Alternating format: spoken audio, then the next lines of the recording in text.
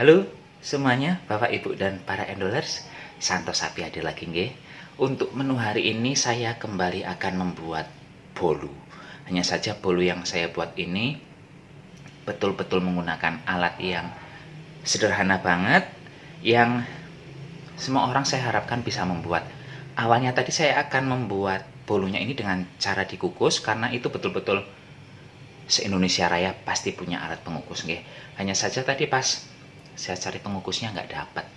Jadi menu kali ini saya panggang. Namun kalau Bapak Ibu mau mencoba di rumah dan dikukus, itu yang terbagus. Ini pun OTW capcus saja nggih. Cus. Untuk menu kali ini langsung saja saya memecahkan 5 butir telur. Kalau telur yang digunakan Bapak Ibu ukurannya agak kecil, gunakan sebanyak 6 butir nggih. Sekarang saya masukkan gula pasir sebanyak 10 sendok makan. Ini rasa manisnya biasa saja.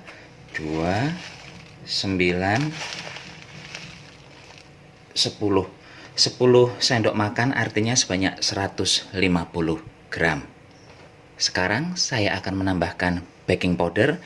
Baking powder yang akan saya masukkan sebanyak 1,5 sendok teh. 1,5.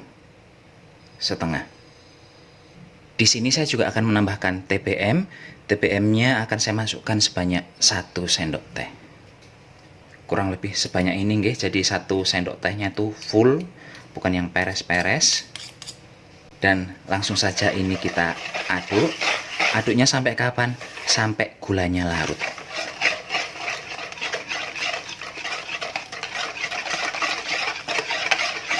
Setelah gulanya larut, nih seperti ini kelihatannya nggih, nampak.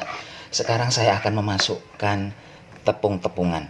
Dan sekarang saya memasukkan tepung beras ketan sebanyak 10 sendok makan. 10 sendok makan artinya sebanyak 150 gram.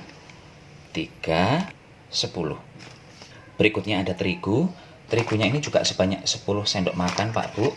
Tapi kalau terigu ini beratnya 1 sendok makannya hanya 10 gram. Jadi 10 sendok makan banyaknya kalau digramkan menjadi 1 on atau 100 gram nggih. 2, 10. Dan sekarang saya akan menambahkan bubuk coklat. Ini mereknya nggih. Sebungkus ini sekitar 2.500 hingga 3.000, nggak mahal Pak Bu, jadi terjangkau nggih. Ini sebanyak 2 sendok makan akan saya masukkan. Kalau untuk bubuk coklat 1 sendok makannya seberat 7 gram.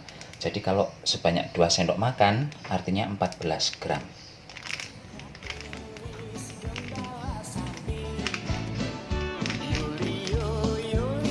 Masukkan. Ini diaduk lagi.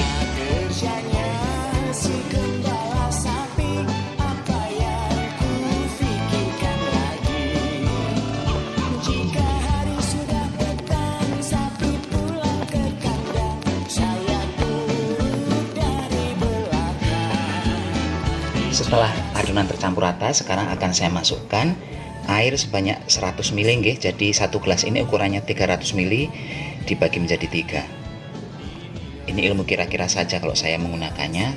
Tapi kalau Bapak Ibu ada alat ukur di rumah, gunakan alat ukur yang tepat nggih. Akan saya masukkan juga santan ukuran 65 ml.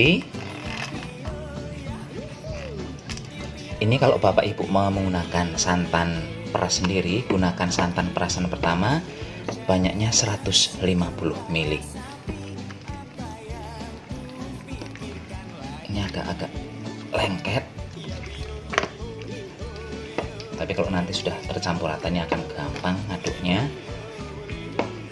Tuh, udah mulai terasa ringan kalau sudah tercampur airnya dengan tepung. Kalau di awal tadi agak susah, sekarang udah enak tuh. Udah nggak perlu mengeluarkan tenaga dalam ajian serat jiwa.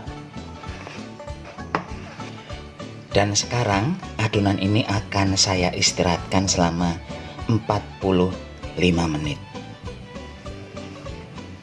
Dan ini 45 menit kemudian muncul gelembung-gelembung kayak gitu Pak Bu. Selanjutnya saya akan menambahkan sebanyak 200 ml minyak goreng. Kalau Bapak Ibu mau menggunakan margarin, gunakan margarin, itu kan ada sasetan yang 200 gram itu dicairkan, kemudian tunggu dingin. Setelah dingin baru dimasukkan ke dalam adonan. Ini diaduk lagi, diratakan.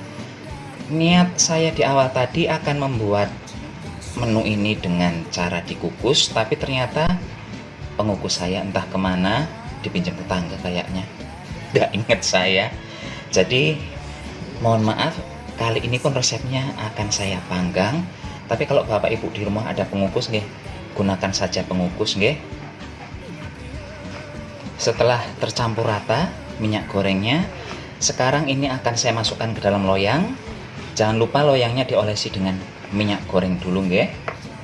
Ini kalau bapak ibu mau mengukus, pastikan air yang di dalam pengukusnya itu sudah mendidih nggih, baru dimasukkan.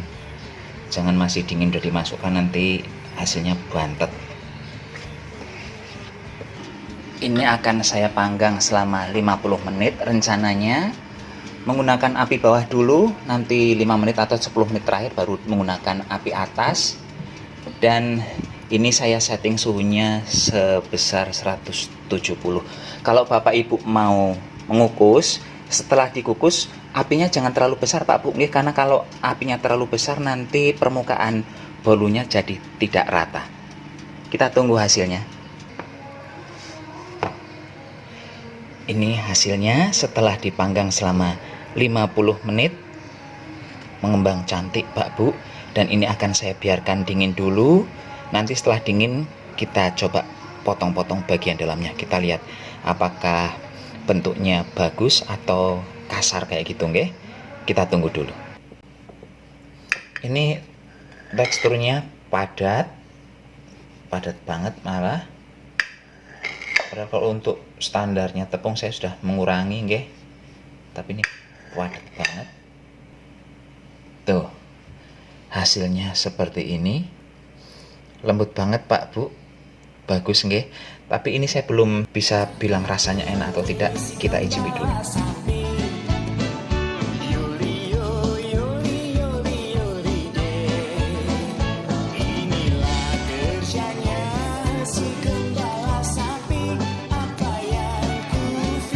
Langsung mau ngicipi. Saya ngicipi sedikit dulu karena baru makan nasi agak kekenyangan.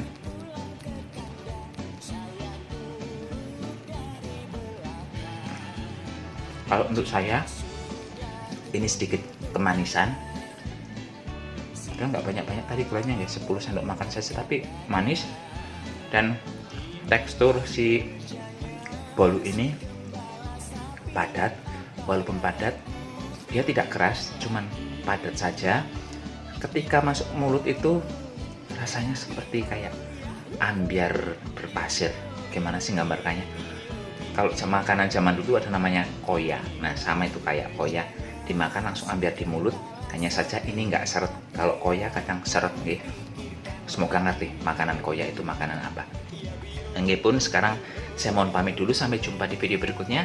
Tetap jaga kesehatan, gunakan masker kalau keluar rumah. Permisi.